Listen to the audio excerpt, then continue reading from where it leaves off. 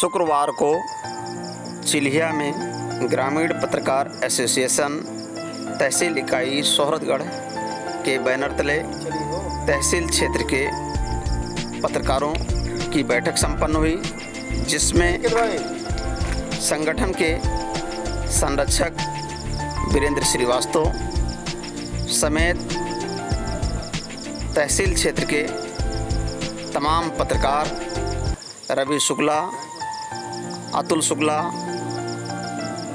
अंकित कुमार, सरवन पटवा, सरताज आलम, अभिलाष मिश्रा, ओम times संपादक रामदेव द्विवेदी आदि लोगों ने अपने विचार रखे। बैठक में पत्रकारों की सुरक्षा और समाचार कवरेज के दौरान भारत नेपाल सीमावर्ती क्षेत्र में आने वाली समस्याओं पर भी विचार विमर्श हुआ। सभी पत्रकारों ने आपसी एकजुटता के साथ निष्पक्ष भाव से क्षेत्र के विभिन्न स्थानों के समाचार को कवरेज करने और समाज के बेहतरी के लिए काम करने का संकल्प लिया। आप केपी भाई अगर कहना चाहते तो खड़े हो जाएंगे, नहीं खड़ा हो रहे हैं तो दूसरा तीसरा बगैर कुछ कहे नाम लिए सारे लोगों को मैं आमंत्रित करता हूँ। बारी बारी अगर किसी के मन में कोई बात है तो हम केपी भाई से आगे समाज से शुरू करते हैं कि अगर आपके मन में कोई बात है, कोई सुझाव है, कोई बात आप सोच के आए हों। देखिए, बैठक में आने का यही मकसद होता है कि हम चलेंगे वहाँ देखेंगे, अपनी बात रखेंगे, या अगर नहीं कुछ है तो हम ये सुझाव ही देंगे। तो हम सादर आमंत्रित करते हैं अपने केपी सिंह भाई को कि इस मीटिंग में अगर आपके पास कोई सुझाव है, आप कोई बात वक्तव्य रखना चाहते हैं तो सादर आमंत्रित हैं। और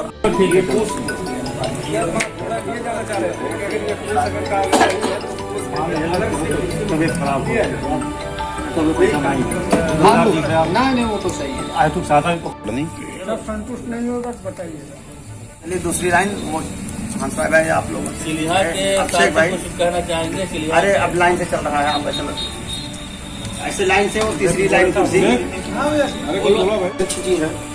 दैनिक जागरण के प्रभारी हम मानते हैं कि क्षेत्र में बहुत सारे संस्थान के भाई बैनर तले लोग काम करते हैं, लेकिन ऐसा तो नहीं कि पत्रकार त्रिकालदर्शी होता है। किसी के माध्यम से, किसी के सूत्र के माध्यम से हम जानकारी लेते हैं। बहुत सारी समाचारें आपसे भी छूटती हैं, तो उसमें शेयर कर लीजिए एक दूसरे से। भाई हर कोई किसी का ना छूटे, कोई अपने यहाँ जो है क्राइम और कार्यक्रम और क्राइम किसी से ना छूटे, ताकि अपना प्रभारी या उनको किसी तरह का फटकार न लगा पाए। क्योंकि उनसे आप भी उस चीज को लेके आप भी झेलते होंगे। हमने देखा है सरवन जो है हमेशा जो है शेयर करते नहीं, तो इसमें सरवन नहीं, इसमें कमलेश को भी ध्यान देना चाहिए, इसमें तिवारी जी को भी ध्यान देना चाहिए, इसमें सभी लोगों को ध्यान देना चाहिए। सरवन जी का है, चाहे एसपी जी का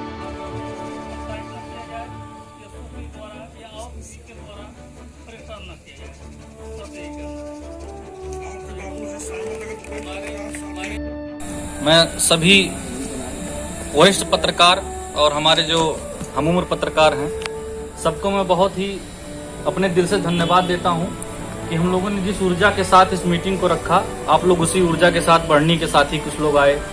अभिषेक भैया काफ़ी दूर से लोग आए, जो इससे हमारा मनोबल भी ऊंचा होता है कि हम कोई मीटिंग, कोई कार्यक्रम करते हैं या कुछ हमारे अगर हम अपने यहाँ कोई संगठित काम करते हैं तो निश्चित रूप से यह चीज़ का ये आज प्रमाण मिल गया कि यह सफल होगा, अच्छा होगा और बेहतरीन होगा।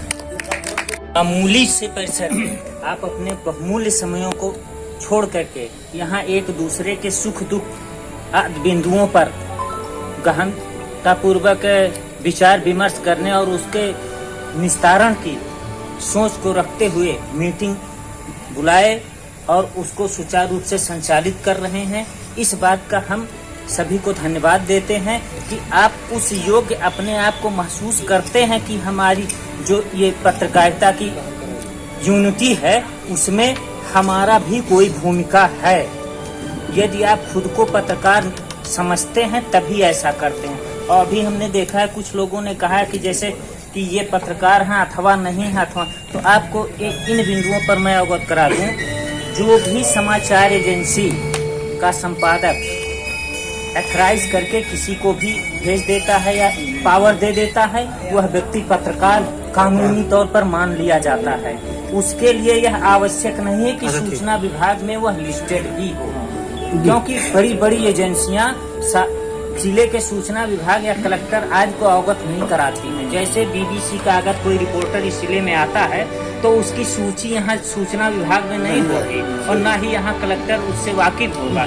ऐसी स्थिति में कौन पत्रकार है कौन नहीं है, यह परिभाषा अगर आपस में ही जानकारी करके अवगत उससे अवगत हो लिया जाए वो वही अच्छा है।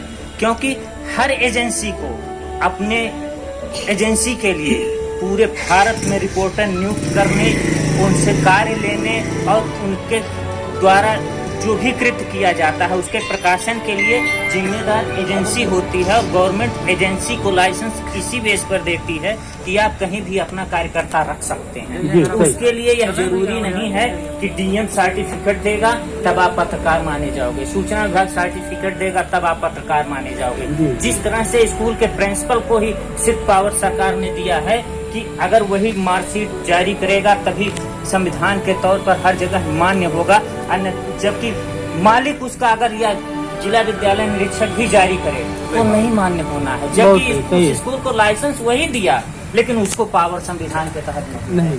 इसी तरीके से एजेंसी का संपादक चाहे वो प्रिंट मीडिया हो या किसी भी तरीके का मीडिया हो, अगर वो आपको यह स्वीकृति दे दिया लिखित अथवा मौखिक अथवा मौन स्वीकृति कि आप न्यूज भेजो, अगर आपकी न्यूज आपकी एजेंसी में लगती है तो आप लीगल तौर पर पत्रकार हो, चाहे आपके पास कार्ड हो अथवा ना हो। क्योंकि यदि उस समाचार पर कोई कार्यवाही कोर्ट कचहरी या किसी प्रशासनिक स्तर पर हुआ तो पकड़ा वही व्यक्ति जाता है जिसने समाचार लिखा है।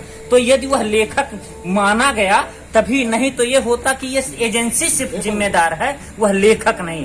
तो जब कोर्ट लिखने वाले को जिम्मेदार मानती है तो लिखने वाला हर हालत में वह पत्रकार की परिधि में आता है यदि उसकी न्यूज एजेंसियों में चलती है। बहुत अच्छी बात आपने मेरे ख्याल से इस मामले से पता चल हो गया कौन पत्रकार है और कौन नहीं।